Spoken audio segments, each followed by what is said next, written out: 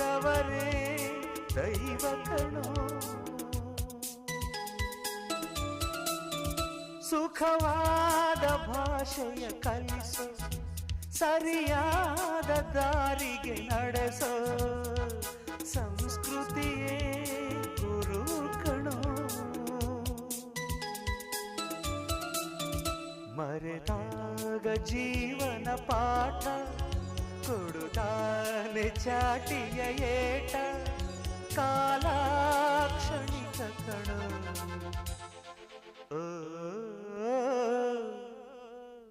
ಈ ಭೂಮಿ ಬಣ್ಣದ ಬುಗುರಿ ಆ ಶಿವನೇ ಚಾಟಿ ಕಣೋ.